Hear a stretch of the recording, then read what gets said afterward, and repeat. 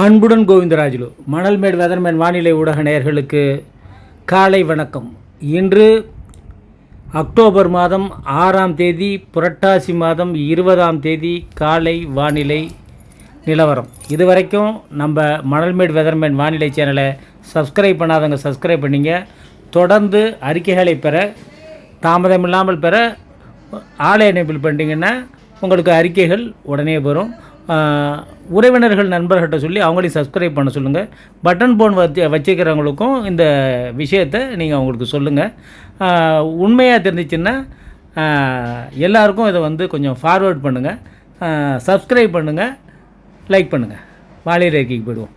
நேற்று நல்ல மழைங்க டெல்டா மாவட்டங்களில்.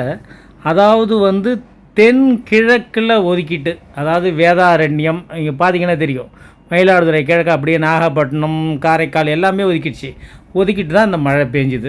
ஆனால் பேஞ்ச இடத்துல நல்ல மழை. இப்போ எங்கள் மணல்மேடை பொறுத்த வரைக்கும் 5 சென்டிமீட்டர் பெய்திருக்கலாம். 1 மணி நேரம் மழை கூடையும் இருக்கலாம், 6 சென்டிமீட்டரும் இருக்கலாம். ரைட்டுங்களா? இப்போ 5ஆம் தேதி 6ஆம் தேதி நாளைக்கு, இன்றைக்கி தான் 6ஆம் தேதி, மழை இல்லைன்னா கிடையாதுங்க. இன்றைக்கி 6ஆம் தேதியும் மழை இருக்குது.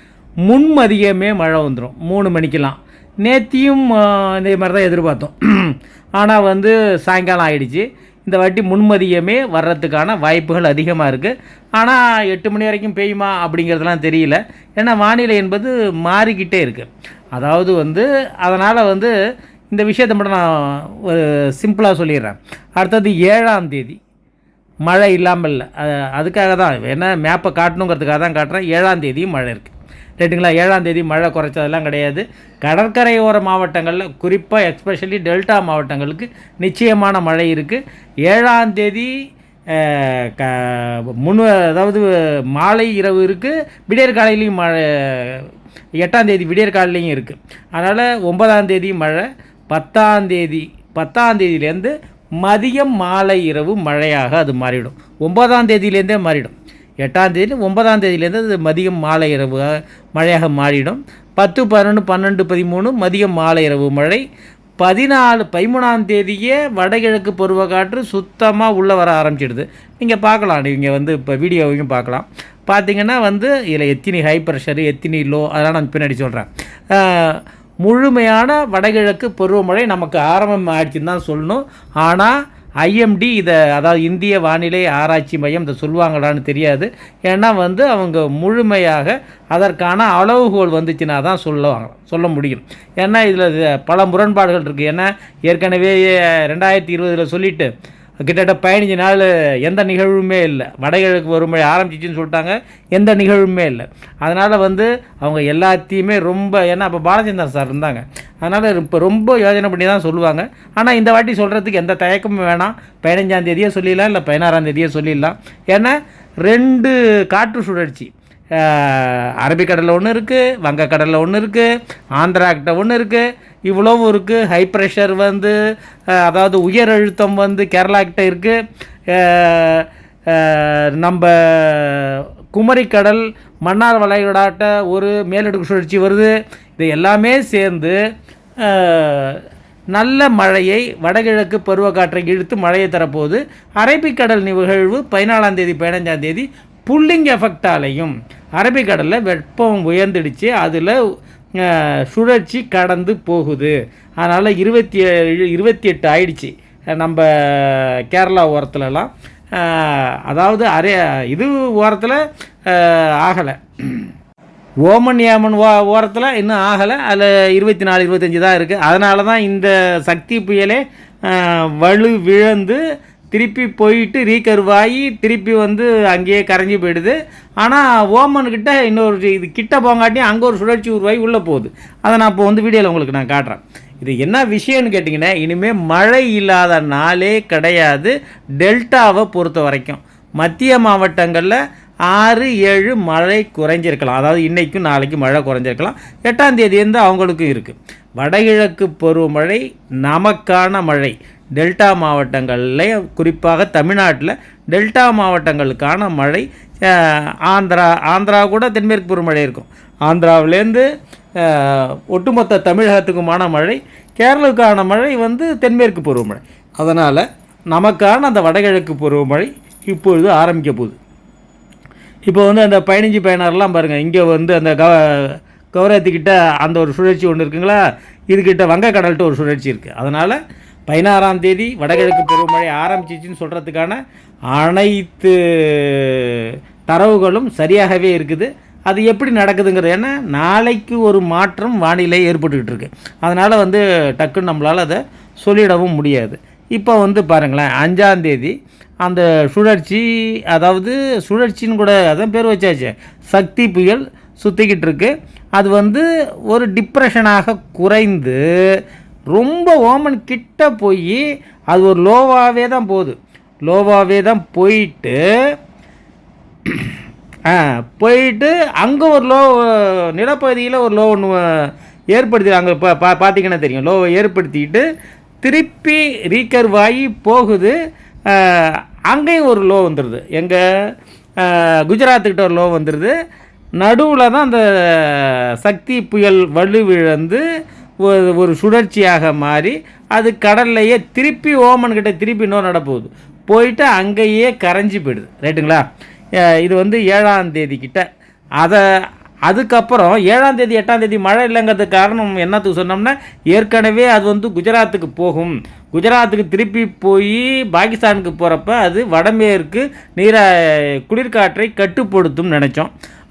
அது இல்லாமல் போயிடுச்சு இப்போ. அதனால் கண்டினியூஸாக வடமேற்குலேருந்து காற்று இங்கே வரப்போகுது, நீராவியை சுமந்த காற்று. இப்போ வந்து குளிர்விக்கும் காற்று இங்கேருந்து வரப்போகுது.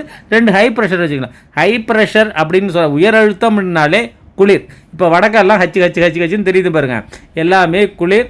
சிம்லா இது எல்லாமே பனி விழ ஆரம்பிச்சிச்சு, பனிக்காலம் குளிர்காலம் ஆரம்பிச்சிச்சு. அதாவது வந்து ஹை ப்ரெஷருங்கிறது வேறு, வெஸ்டர்ன் டிஸ்டர்பன்ஸ் மேற்கத்திய கலக்கங்கிறது வேறு. அதாவது தாழ்வழுத்தம் உயரழுத்தத்தை நோக்கித்தான் செல்லும் அப்படிங்கிறது வெஸ்டர்ன் டிஸ்டர்பன்ஸு. சமயத்தில் ஒரு நிகழ்வு வந்துச்சுன்னா அப்படியே அழகாக தூக்கிட்டு போகும். அதெல்லாம் நம்ம வடகிழக்கு பருவமழை காலத்தில் பார்ப்போம் பாருங்களேன். இந்த வாட்டி நிறைய அந்த மாதிரி நிகழ்வுகள் இருக்கும். ரைட்டு, இப்போ நமக்கு தெரிய வேண்டிய செய்தி என்னான்னு கேட்டிங்கன்னா, டெய்லி மழை டெல்டாவில் உண்டு. ரைட்டுங்களா? நிறைய பேர் எனக்கு தெரிஞ்சு மணல்மேடு பகுதி, மயிலாடுதுறை பகுதிகளை நிறைய பேர் விட்டு சரியாக முளைக்கல, தண்ணி வடியில் நட முடியாமல் ரொம்ப பேர் இருக்காங்க. வாய்க்கால் தண்ணி அடிச்சுன்னு தண்ணி வடியில் சுத்தமாக வாட்டர் லெவல் ஏறி போச்சு, ஒன்றுமே பண்ண முடியாமல் இருக்காங்க. ரொம்ப பேர் உரத்துக்கு இருக்காங்க. அறுவடை செய்ய வேண்டியது இன்னும் 15 நாள் கழிச்சு தான் அறுவடை இருக்குது. நான் என்னங்க பண்ணுறதுன்னு சொல்லிட்டு என்னுடைய நண்பர் ஒருத்தர் கேட்குறாரு. இருங்க பார்த்துக்கலாம், அறுத்துக்கலாம் அப்படிங்கிற. விரவுறதெல்லாம் விட்டுறியா, அதை பற்றிலாம் அந்த பேசாத, கம்முன்னு இரு, மார்கழி மாதத்துக்கு மேலே பார்த்துக்கலாம் அப்படிங்கிற மாதிரி சொல்லியிருக்கேன். ரொம்ப பேர் இந்த வாட்டி வந்து தண்ணி வடியாமல் நடுவு செய்ய முடியுமா முடியாதா அப்படிங்கிற ஒரு கட்டத்துலேயும், சரி விட்டுட்டோம், நட்டுருவோம், எப்படியாவது ஒரு தண்ணிலையாவது நட்டுருவோங்கிற மாதிரி கூட சிலர் வந்து இருக்காங்க.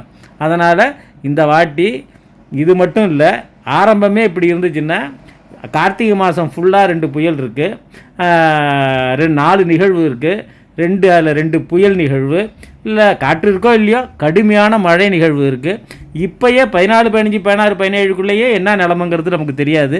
ஏன்னா 3 சுழற்சி மத்திய தமிழகத்தை கடந்து போகுது. அதாவது பெரிய சுழற்சியாக தான் வரணும் அப்படிங்கிறது அவசியம் இல்லை. இப்போ நீங்கள் பார்த்தீங்கன்னாலே தெரியும், 16ஆம் தேதி எவ்வளோ இங்கே ஒரு வங்கக்கடலில் ஒரு சுழற்சி, அரபிக்கடலில் ஒரு சுழற்சி. அதனால் சுத்தமாக பெரட்டி போட்டிருந்தான் நான் நினைக்கிறேன். என்னை பொறுத்த வரைக்கும் ஒரு கடுமையான ஆரம்பமே வந்து ரொம்ப கடுமையாக இருக்கும் அப்படின்னு தான் நினைக்கிறேன். அதனால் பெரிய கேப்லாம் கிடைக்குமா கிடைக்காதா அப்படிங்கிறதுலாம் வந்து பெரிய கேள்விக்குறி தான். அதனால் ரொம்ப வந்து இந்த வாட்டி திரும்ப சொல்கிறேன்னா, எதுக்காக சொல்கிறேன்னா, விவசாயிகள் நஷ்டப்பட்டுறக்கூடாதுங்கிறதுக்காக தான் சொல்கிறேன். 19ஆம் தேதியெல்லாம் 20ஆம் தேதி தீபாவளி, 19ஆம் தேதியெல்லாம் தமிழகம் முழுக்க மழைங்க.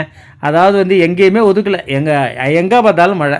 20ஆம் தேதி தீபாவளி, அதாவது வந்து வெளியூர்லேருந்து மக்கள் வர்றவங்க, சொந்த ஊருக்கு வர்றவங்க, தீபாவளி பொங்கலுக்கு தானே வராங்க. பசங்க, படிக்கிற பசங்க, வேலை செய்கிறவங்க எல்லாமே இந்த தீபாவளி பண்டிகை வந்து அவ்வளோ ஒரு முக்கியமான ஒரு பண்டிகை. அதுக்கு வர்றவங்க எவ்வளோ சிரமப்படுவாங்க, அதற்கான முன்னேற்பாடுகளை நடவடிக்கைகள்லாம் நீங்கள் எடுத்துக்கணும். ஏன்னா காரில் வந்தாலும் சரி தான், பஸ்ஸில் வந்தாலும் சரி தான், அதற்கான அதேமாரி தீபாவளி வியாபாரிகள், ஏன்னா தீபாவளிக்கு முன்னாடி ஒரு வாரத்துக்குலேருந்து கடுமையான மழை, விட்டு விட்டு மழை பெஞ்சாலும் இடைஞ்சல் தானே. துணி எடுக்க போகிறவங்க எல்லாமே அதற்கான ஏற்பாடுகளை செஞ்சிங்க. அரிசி அதெல்லாம் வந்து ஏன்னா மதிய மாலை மழை வர்றதுக்கு முன்னாடியே இந்த அரிசி காய வைக்கிறது, முறுக்குக்கு அந்த மாதிரி விஷயங்களில் தாய்மார்கள் செய்கிறது அதெல்லாம் கூட செஞ்சுக்கணும். ரைட்டுங்களா? அது நடவு விஷயம், விவசாய விஷயம், பொதுமக்கள் விஷயம், பொதுப்பணிகள் விஷயம் எல்லாமே. அதாவது திருப்பூர் காங்கேயத்தில் அந்த சிவன்மலையில் அந்த கண்ணாடி பெட்டியில் கடல் தண்ணியை வச்சு கும்பிட்றாங்களாம். அது எதுக்காகனா அது வந்து ஒரு நம்பிக்கை சார்ந்தவங்களுக்கு தெரியும். அது வந்து என்ன ஆகும்னு கேட்டிங்கன்னா, அதில் எதை வச்சு கும்பிட்றாங்களோ அதை சார்ந்த ஒரு பெரிய நிகழ்வு நடக்கும். ஒரு பெரிய புயல்கள் வரலாம், கடல் சார்ந்த ஒரு சுனாமி வரலாம், இல்லை கடலில் வந்து இருக்கிறதுனால வந்து ஒரு வறட்சி வரலாம். அப்படிங்கிறதுக்கு வாய்ப்பு இல்லை, கடுமையான மழை தான். அதனால் கடல் நீர் சம்பந்தமான, கடல் நீர் தானே மேகமாகி மழையாக பெய்ய போகுது, அது சம்பந்தமான ஏதோ ஒன்று நடக்க போகுது, பெரிய விஷயமாக நடக்க போகுது. நேற்றுலாம் கூட பார்த்திங்கன்னா சென்னையில் கொஞ்ச நாழி பெஞ்ச மழையில் மதியானம் வந்து கிட்டத்தட்ட ஒரு 20 பிளேன் திருப்பி விட்ருக்காங்க. அதுக்கப்புறம் வந்து டார்ஜிலிங் கிட்ட ஒரு 14 பேரை காணோம். இந்த மாதிரி பல விஷயங்கள் நடந்துக்கிட்டு இருக்கு. எவரெஸ்ட் சிகரத்தில் வந்து 16,000 அடி உயரத்தில் வந்து பனிப்புயல் ஏற்பட்டு கிட்டத்தட்ட 1000 பேர் திபெத்தில் வந்து காணோம் அப்படின்னு சொல்லிட்டு ஒரு செய்தி. அது எவ்வளோ உண்மை போயின்னு தெரியல. அதனால் டார்ஜிலிங்கில் 9 பேர் இறந்துட்டாங்கன்னு சொன்னாங்க, இப்போ 14 பேர். அதாவது வந்து இந்த மாதிரியான விஷயங்கள் தொடர்ந்து நடந்துக்கிட்டு இருக்குது. இந்த வாட்டி வந்து வடகிழக்கு பருவமழை இந்த சீசன் வந்து ஒரு பெருசாக ஏதாவது செஞ்சுட்டு போகும் தான் நான் நினைக்கிறேன். எல்லாருமே கொஞ்சம் சூதகமாக இருந்துங்க, விவசாயிகள், பொதுமக்கள் எல்லாருக்குமே சொல்கிறேன். ஏன்னா 3 புயல் நிச்சயமாக இருக்குங்கிறது நம்பப்படுகிறது. வானிலை என்பது மாற்றத்துக்கு உட்பட்டது, எப்படி வேணாலும் மாறும். ஆனால் நம்ம கொஞ்சம் அறிவியல் பூர்வமாக நம்ம சிந்தித்து இப்படிலாம் இருக்க போகுது அப்படின்னு சொல்லிட்டு சில தரவுகளை வச்சு நம்ம அதை பார்க்குறோம். அதை வச்சுட்டு இதை வந்து யாரும் பயமுறுத்துறதோ அதெல்லாம் ஒன்றும் கிடையாது. வந்து நம்ம கொஞ்சம் இதாக இருக்கணும். சும்மா நஷ்டப்பட்டு என்ன பண்ண போகிறோம், பெருமைக்கு ஏதாவது சொல்லுவாங்கள்ல, அந்த மாதிரி வந்து கௌரவத்துக்கு ஆசைப்பட்டு நம்ம வந்து நிறைய இழக்க வேண்டாம். நினைவுபடுத்த வேண்டியது என்னுடைய கடமை. எல்லா விஷயமும் உங்களுக்கும் தெரியும், புரிஞ்சிருப்பீங்கன்னு நினைக்கிறேன். நன்றி, வணக்கம்.